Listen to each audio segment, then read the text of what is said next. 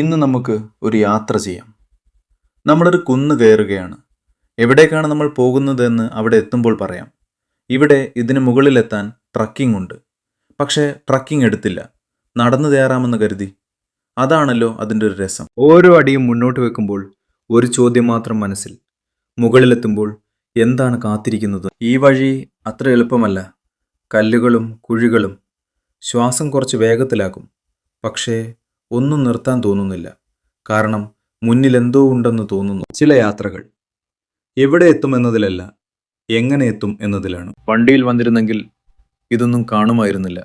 ഈ കാറ്റും ഈ ശബ്ദവും ഈ ശാന്തതയും. അങ്ങനെ മുകളിലേക്കെത്തുമ്പോൾ ദൂരെയായി ചെറിയൊരു വര പോലെ ഒന്ന് കാണാം. അതൊരു ഡാമാണ്, മലങ്കര ഡാം. പക്ഷേ ഇവിടെ നിന്നാൽ അത് വളരെ ചെറിയതായി തോന്നും.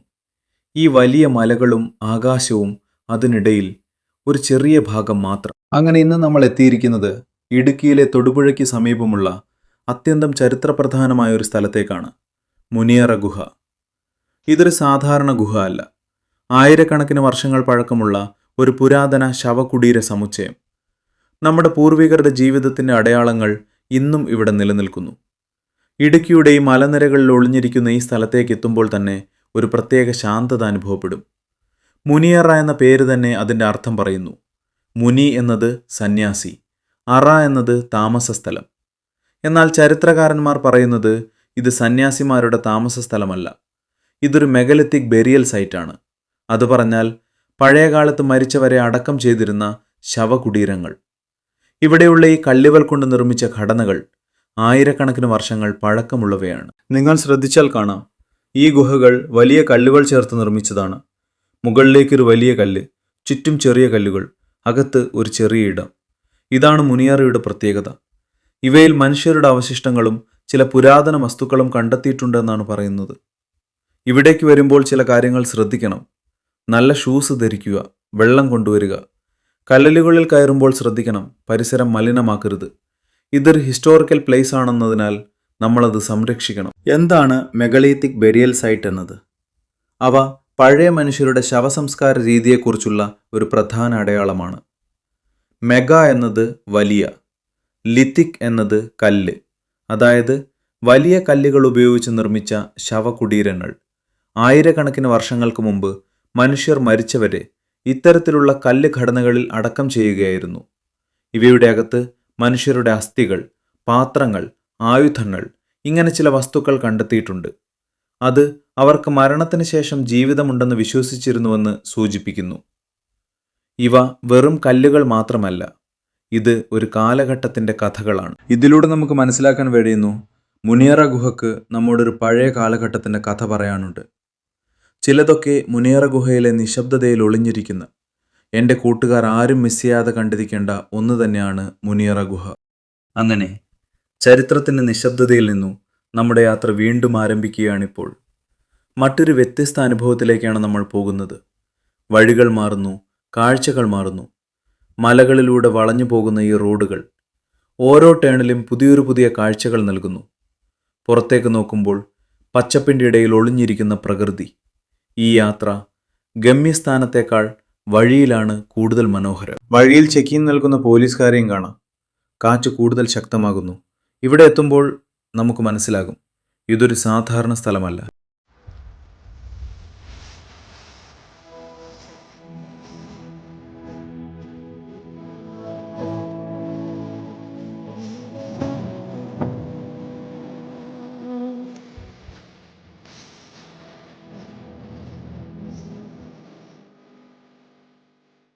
അങ്ങനെ ഹെയർപിൻ വളവുകളും മനോഹരമായ കാഴ്ചകൾക്കും ഒടുവിൽ നമ്മൾ അടുത്ത് നമ്മുടെ ലക്ഷ്യത്തിലോട്ട് എത്തിയിരിക്കുകയാണ്. ഇലവീഴ പൂഞ്ചിറ. ഇവിടെ നിൽക്കുമ്പോൾ കാറ്റ് മാത്രം സംസാരിക്കുന്നു, ശബ്ദങ്ങളൊന്നുമില്ല, നിശബ്ദത മാത്രം. ഈ കാഴ്ച വാക്കുകളിൽ പറഞ്ഞു തീർക്കാൻ പറ്റില്ല, അത് അനുഭവിക്കേണ്ടതാണ്. ഇടുക്കി കോട്ടയം അതിർത്തിയിൽ സ്ഥിതി ചെയ്യുന്ന ഈ പ്രദേശം പ്രകൃതി സൗന്ദര്യത്തിനും ശാന്തതയ്ക്കും പ്രശസ്തമാണ്. ഇലവീഴ പൂഞ്ചിറ എന്ന പേരിന് പിന്നിൽ തന്നെ ഒരു പ്രത്യേകതയുണ്ട്. സാധാരണയായി മരങ്ങളിൽ നിന്ന് ഇലകൾ വീഴുന്നത് നമ്മൾ കാണാറുണ്ട്. പക്ഷേ ഇവിടെ അങ്ങനെയില്ല. ഈ പ്രദേശത്ത് മരങ്ങൾ വളരെ കുറവായതിനാൽ ഇലകൾ വീഴുന്ന കാഴ്ച ഇവിടെ കാണാനില്ല. അതുകൊണ്ടാണ് ഇലവീഴ പൂഞ്ചിറ എന്ന പേര് വന്നത്. 3 മലകളുടെ ഇടയിൽ സ്ഥിതി ചെയ്യുന്ന ഒരു താഴ്വരയാണിത്. മാങ്കുന്ന്, കുടയത്തുമല, തോണിപ്പാറ ഇവയാണ് ഈ പ്രദേശത്തെ ചുറ്റിപ്പറ്റിയിരിക്കുന്ന മലനിരകൾ. കടൽ നിരപ്പിൽ നിന്ന് ഏകദേശം 3200 അടി ഉയരത്തിൽ ഈ സ്ഥലം നിലകൊള്ളുന്നു. മഴക്കാലത്ത് ഈ താഴ്വരയിൽ വെള്ളം നിറഞ്ഞ് ഒരു വലിയ തടാകം പോലെ മാറും. അതുകൊണ്ട് തന്നെ ഇതൊരു സീസണൽ ലേക്ക് എന്ന നിലയിലും അറിയപ്പെടുന്നു. 2006 ഇവിടെ മഴവെള്ള സംഭരണത്തിനായി ഒരു ചെക്ക് ഡാം നിർമ്മിച്ചിട്ടുണ്ട്. ഇത് ഇടുക്കി ജില്ലയുടെ കുടിവെള്ള ആവശ്യങ്ങൾക്ക് സഹായകമാണ്. പ്രകൃതിയുടെ അതുല്യമായ ഭംഗിയും ശാന്തതയും ഈ സ്ഥലത്തെ വേറിട്ടതാക്കുന്നു. ട്രക്കിംഗ് ഇഷ്ടമുള്ളവർക്കും ഫോട്ടോഗ്രാഫിക്കും ഇതൊരു മികച്ച ലൊക്കേഷനാണ്. ഇലവീഴ പൂഞ്ചിറ ഒരു സാധാരണ ടൂറിസ്റ്റ് സ്പോട്ട് മാത്രമല്ല, പ്രകൃതിയെ അതിൻ്റെ യഥാർത്ഥ രൂപത്തിൽ അനുഭവിക്കാൻ കഴിയുന്ന ഒരു സ്ഥലം. ഈ സ്ഥലത്തോട് ബന്ധപ്പെട്ട് ഒരു പഴമക്കഥയും പറയപ്പെടുന്നു. ദ്രൗപദി അഥവാ പാഞ്ചാലി മഹാഭാരത കാലത്ത് പാണ്ഡവന്മാരോടൊപ്പം വനവാസകാലത്ത് ഈ പ്രദേശത്ത് താമസിച്ചിരുന്നുവെന്നാണ് വിശ്വാസം. അന്ന് ഈ താഴ്വരയിൽ ഒരു വലിയ ജലാശയമുണ്ടായിരുന്നു എന്നാണ് പറയുന്നത്. പാഞ്ചാലി ഇവിടെ കുളിച്ചിരുന്നതുകൊണ്ട് ഈ സ്ഥലത്തിന് പൂഞ്ചിറ എന്ന പേര് ലഭിച്ചു എന്നാണ് കഥ.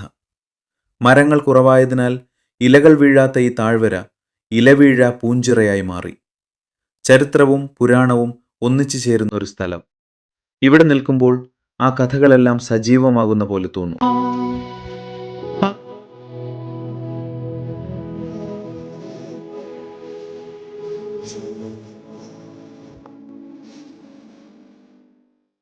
അങ്ങനെ നമ്മൾ നമ്മുടെ യാത്രയിലെ അവസാന ലക്ഷ്യത്തിലെത്തിയിരിക്കുകയാണ്. ഇലവീഴ പൂഞ്ചിറ തടാകം. ഇവിടം വളരെ മനോഹരമാണ്. വലിയൊരു തടാകം, ചുറ്റും മലകൾ, മുകളിൽ ആകാശം. ഇതിനെല്ലാം പിന്നിൽ ഒരു കഥയുണ്ട്. ഇലവീഴ പൂഞ്ചിറ ദ്വാപരയുഗത്തിൽ പഞ്ചപാണ്ഡവരുടെ വനവാസകാലത്ത് ഈ പ്രദേശത്ത് ഒളിച്ചു താമസിച്ചു എന്ന് വിശ്വസിക്കപ്പെടുന്നു. ഇതിനെ സാധൂകരിക്കുന്ന നിരവധി അവശേഷിപ്പുകൾ ഇന്നും ഈ പ്രദേശത്ത് കാണാം. കൃഷ്ണഭക്തയായ ദ്രൗപദിക്ക് വേണ്ടി പഞ്ചപാണ്ഡവന്മാർ നിർമ്മിച്ചതാണ് ഇലവീഴ പൂഞ്ചിറയും. ചിറയോട് ചേർന്നുള്ള കോവിലുമെന്നാണ് ഐതിഹ്യം. ഇലകൾ പോലും വീണ് മലിനമാകാത്ത രീതിയിലായിരുന്നു ചിറയുടെ രൂപകൽപ്പന. അങ്ങനെ അത് ഇലവീഴ പൂഞ്ചിറയായി. ചരിത്രവും പുരാണവും ഒരുമിച്ചുറങ്ങുന്ന മനോഹരമായ സ്ഥലങ്ങളാണ് നാം ഇന്നത്തെ വീഡിയോയിലൂടെ കണ്ടത്. പക്ഷെ എൻ്റെ കൂട്ടുകാർ ഇത് നേരിട്ട് തന്നെ കാണണം. നേരിട്ട് അനുഭവിച്ചു അറിയേണ്ടതാണ് ഈ അതുല്യമായ കാഴ്ചകൾ. കാണാത്തവർ തീർച്ചയായും കാണണം എന്ന് പറഞ്ഞുകൊണ്ട് നമ്മുടെ ഇന്നത്തെ യാത്ര അവസാനിക്കുകയാണ്. പക്ഷെ അടുത്ത യാത്രയുമായി വീണ്ടും കാണാം. എല്ലാവരും ഹാപ്പി ആയിട്ടിരിക്കെ. അടുത്ത വീഡിയോയിൽ എത്രയും പെട്ടെന്ന് വീണ്ടും കാണാം. അപ്പോൾ അതുവരേക്കും ബൈ ബൈ ഗൈസ്.